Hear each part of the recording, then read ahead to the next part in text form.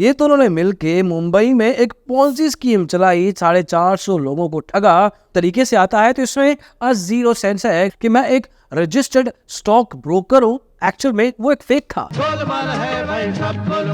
नमस्कार दोस्तों, stock market का तड़का एपिसोड में आज हम बात करेंगे सेबी की। एज यूजुअल उसका ऑप्शन के साथ क्या लेना देना आज की तारीख में चल रहा है, इस बारे में मेरा क्या लेना देना। एक पॉन्जी स्कीम चल रही है उसके बारे में भी बताएंगे। सेबी ने एक नया एसेट क्लास इंट्रोड्यूस करने की सोची है जिसमें इन्वेस्टर्स का सच में फायदा है। एंड देन एक अनरजिस्टर्ड एडवाइजर के बारे में बात करेंगे। हाँ, साइबर क्राइम और एक फेक स्टॉक ब्रोकर के बारे में भी बात होगी आज के इस एपिसोड में। Let's get started. आइए देखते इस बार के स्टॉक मार्केट बेल्टर की शुरुआत करते हैं एक अच्छी खबर के साथ। सेबी आपके लिए लेके आया है एक नई एसेट क्लास। ये एसेट क्लास क्या है? देखिए, आप पैसा लगाते हो, म्यूचुअल फंड में लगाते हो, 100 रुपए के साथ शुरुआत कर सकते हैं। पीएमएस पोर्टफोलियो मैनेजमेंट सर्विसेज, जिसमें कम से कम 50 लाख रुपए लगाने पड़ते हैं। ज्यादातर लोग नहीं इस्तेमाल करते हैं क्योंकि कैपिटल इतना देना पड़ेगा, और वो लोग चले जाते हैं उन लोगों के पास जो रेगुलेटेड नहीं होते हैं। अकाउंट हैंडलिंग दे देते हैं, कहते हैं यार मेरे पास 10-20 लाख रुपए पड़ा है, जहां लगाना है लगा दो, प्रॉफिट शेयरिंग में काम कर लेंगे। ये गलत काम को रोकने के लिए सेबी लेके आया है एक नया एसेट क्लास जहां पे आप 10 लाख रुपए के इन्वेस्टमेंट के साथ स्टॉक मार्केट में इन्वेस्टमेंट कर सकते हैं, पोर्टफोलियो मैनेज करवा सकते हैं रेगुलेटेड लोगों के द्वारा। गाड़ी स्टार्ट कर। इस पे जो आपकी इन्वेस्टमेंट करवाएगा वो भी आपसे पूछेगा कि आपको कहाँ करनी है, प्रेफरेंस क्या है, रिस्क कितना है, आपकी प्रोफाइलिंग करेगा। उसके बेस पे जेन्युइन तरीके से पैसा इन्वेस्ट करवाएगा। तो जो ट्विटर पे, यूट्यूब पे, इंस्टाग्राम पे फिर रहे हैं बहुत सारे अकाउंट हैंडलिंग के लोग, इनको छोड़ दीजिए और रेगुलेटेड लोगों से ही ये काम करवाना। जैसे ही क्लास सेबी के द्वारा लॉन्च हो जाएगी, हम आपको डिजिटल ब्लॉगर पे जरूर बताएंगे। This is actually a very good step taken by the regulator.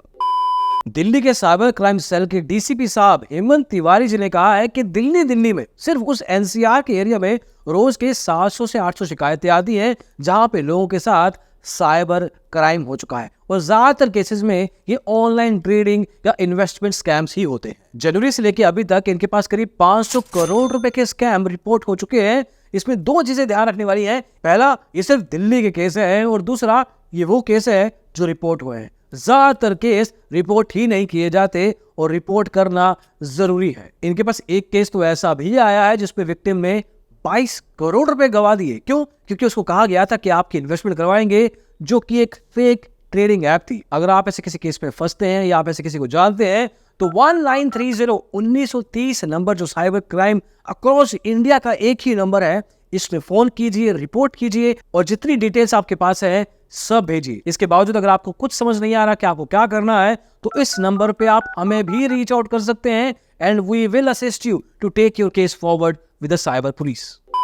SEBI और आरबीआई की एक जॉइंट स्टेटमेंट आई है जिसमें इन्होंने कहा है कि F&O ऑप्शन ट्रेडिंग के कारण लोगों के घर उजड़ रहे हैं, कैपिटल फॉर्मेशन नहीं हो रहा है, और ये देश के लिए एक खतरा बन सकता है। और इस खतरे से बचने के लिए एक कमेटी बनाई गई है जो ये बताएगी कि किस तरीके से एक रिटेल ट्रेडर से ऑप्शन ट्रेडिंग को दूर किया जा सके, ताकि हर कोई ये फॉर्मेट में ट्रेडिंग ना कर पाए। तू समझा?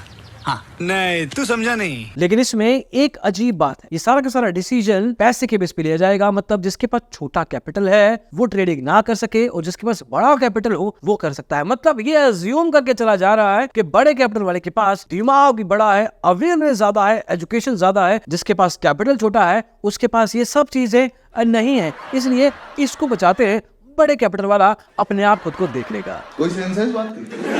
अगर फैसला कुछ इस तरीके से आता है तो इसमें जीरो सेंस है, क्योंकि पैसे का दिमाग और एजुकेशन और अवेयरनेस के साथ कोई डायरेक्ट कोरिलेशन नहीं है, कॉमन सेंस। और जहां तक बात है रिटेल ट्रेडर को बचाने की, तो अगर आपने पीक मार्जिन रूल ना लगाया होता तो ये नौबत नहीं आती। उस समय भी वीडियोस में हम चिल्ला कर बता रहे थे कि लोग इंट्राडे पीक मार्जिन से भागकर सीधा ऑप्शंस में जाएंगे, जो कि एक ज्यादा खतरनाक फॉर्मेट है। अब यही दीवार अगर आप ऑप्शन ट्रेडिंग में भी खड़ी कर देंगे तो लोग जाएंगे dabba trading, forex trading, colour trading, ऐसे कितने ही फॉर्मेट चल रहे हैं जो कि इलीगल है, गलत है। तो अगर भारतीय सरकार को सच में एक रिटेल ट्रेडर की टेंशन है तो उनको ये सारे के सारे फॉर्मेट्स इलीगल तरीके से चल रहे हैं उनको रोकना चाहिए, बजाय ऑप्शन ट्रेडिंग में। यहाँ पे अगर कर्व्स लगाने भी है तो थोड़े कॉमन सेंस वाले।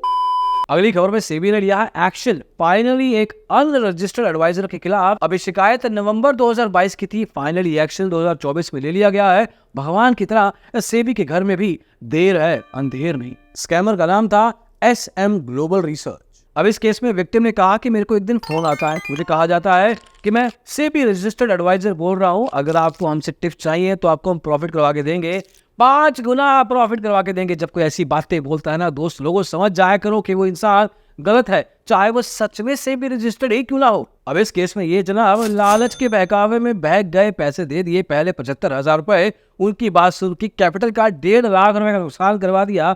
टोटल फीस अलग से दी करीब 1,51,000 रुपए। अब इतने पैसे के नुकसान होने के बाद विक्टिम ने स्कैमर को कहा कि मेरा पैसा मुझे वापस दे दीजिए, मेरा पैसा मुझे दे दो अभी पे अभी। इस स्कैमर ने भी साफ मना कर दिया। फाइनली जब ये बात सेबी तक पहुंची, कुछ समय लगाने के बाद जस्टिस मिली, न्याय मिला, इंसाफ हुआ, 1,63,000 रुपया विक्टिम को वापस दिलाया गया। इसके अलावा सेबी की तरफ से 6 लाख रुपए की पेनल्टी अलग से लगाई गई, 15 EB 15 HA का वायलेशन हुआ और ये 6 लाख सेबी के IEPF investor education protection fund में चला गया। मतलब पैसा गया नहीं है और जाएगा भी नहीं। अब आई होप कि सेबी इन पैसों का सही से इस्तेमाल करे और सभी इन्वेस्टर्स को अवेयर करे कि किस तरीके से अनरजिस्टर्ड एडवाइजर से दूर रहना चाहिए और जो रजिस्टर्ड है उनकी भी अच्छे से वेरिफिकेशन करनी चाहिए। रईसा खान पूनावाला, मुस्तफा बैग, ये दोनों ने मिलके मुंबई में एक पोंजी स्कीम चलाई, 450 लोगों को ठगा 20 करोड़ रुपए के साथ। और जिन लोगों को ठगा उनमें से एक थी रईसा खान पूनावाला की बहन,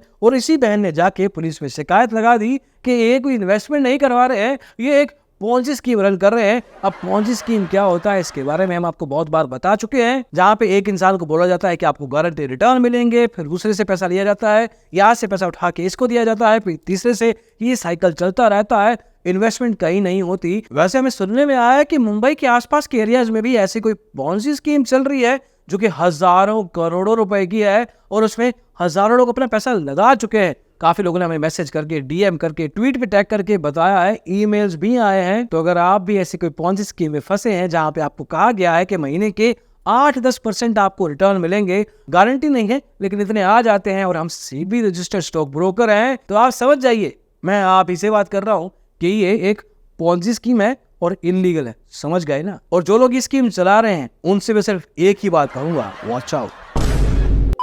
यार मुंबई में एक सेबी रजिस्टर्ड एजेंट पकड़ा गया है और पकड़ा है क्राइम ब्रांच ने, जो कि 170 करोड़ रुपए का स्कैम करके मध्य प्रदेश भाग गया था, जो कि लोगों को कहता था कि मैं एक रजिस्टर्ड स्टॉक ब्रोकर हूं। एक्चुअल में वो एक फेक था। इन जनाब को स्टॉक मार्केट की बेसिक बातें पता थी, लेकिन लोगों को कहता था कि मैं आपको साल का 84%, 84% रिटर्न दिला सकता हूं, मतलब महीने का करीब 7%। मुझे तो हैरानी उन लोगों के ऊपर होती है जो कि ऐसी बातों को मान के अपनी मेहनत से कमाया वो पैसा किसी के हाथ में, किसी के बैंक अकाउंट में, कैश में, चेक में, ऑनलाइन जाके ट्रांसफर कर देते हैं, जो कि इस केस में हुआ 170 करोड़ रुपए।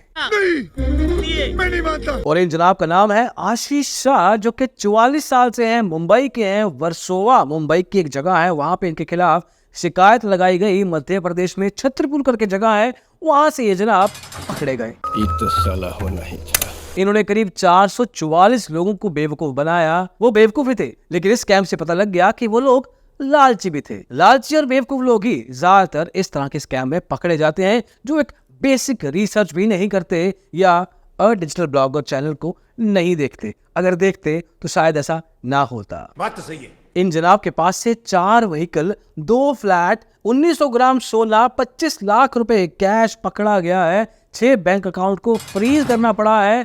इतना कुछ चल रहा था, लेकिन किसी को कानो कान खबर नहीं थी। बस आंख बंद करके विश्वास किया और कह दिया, ये लीजिए मेरा पैसा, दीजिए साल के 84%। How a stupid. 12 July 2024 exchange में, बॉम्बे स्टॉक एक्सचेंज में एक बहुत बड़ा दिक्कत आ गया था। हजारों लोगों के पैसे फंस गए। सेंसेक्स की एक्सपायरी थी। शुरुआत में लोगों को लगा कि ये ब्रोकर की गलती थी, लेकिन बाद में पता लगा कि बॉम्बे स्टॉक एक्सचेंज ही 2 घंटे के लिए बंद हो गया था। कुछ शर्म आया है? मतलब मैं थोड़ा कंफ्यूज हूँ। आपको पता है ना कि आप एक एक्सचेंज है, छोटे मोटे ब्रोकर नहीं। सेबी ने तो ये भी कहा था कि हम एक्सचेंज का एक नया प्लेटफॉर्म लेके आएंगे। कल को ब्रोकर में दिक्कत आती है तो एक्सचेंज के इस प्लेटफॉर्म में जाके आप अपनी पोजीशन को एग्जिट कर सकते हैं। अब बीएससी में दिक्कत आ गई तो क्या करेंगे? ये समस्या है। मतलब टेक्नोलॉजी के लेवल पे स्टॉक मार्केट का हमारा जो इकोसिस्टम है एक झोंपड़ पट्टी का ढांचा है जो कभी भी गिर जाता है और इसकी जिम्मेवारी कोई नहीं लेता। मतलब अपने प्रॉफिट अपने लॉस की जिम्मेवारी तो एक ट्रेडर इन्वेस्टर लेगी, लेकिन एक्सचेंज के, ब्रोकर के, एडवाइजर के प्लेटफॉर्म अगर बंद पड़ जाए उसके कारण जो नुकसान होता है उसकी जिम्मेवारी भी यही लोग ले, आप थोड़ी लेंगे। है ना एक्सचेंज वालों? मारो हमको जिंदा मत छोड़ो सालो। अभी तक इस बात पे बीएससी का रिस्पॉन्स आना बाकी है एंड आई होप कि बीएससी मैच्योरिटी के साथ रिस्पॉन्सिबिलिटी ले और जिन लोगों का नुकसान हुआ है उनकी बात सुने, समझे और एक एप्रोप्रिएट रिफंड वापस करे। तो इस बार की स्टॉक मार्केट के तड़का एपिसोड में बस इतना ही। हमारी कोशिश यही रहती है कि आपको सारी की सारी इंफॉर्मेशन, न्यूज थोड़ी कैजुअल तरीके से बताएं ताकि आपको बात थोड़ी अच्छे से समझ में आए। सीरियस तरीके से कई लोगों को बात समझ नहीं आती। और ऐसे ही स्टॉक मार्केट से हमेशा अवेयर रहने के लिए, अपने दिमाग को ओपन रखने के लिए और पॉजिटिव बात सुनने के लिए और डिजिटल ब्लॉगर को अभी सब्सक्राइब करें। नेगेटिविटी तो उन लोगों के लिए है जिनकी दुकानें बंद हो रही हैं, है ना?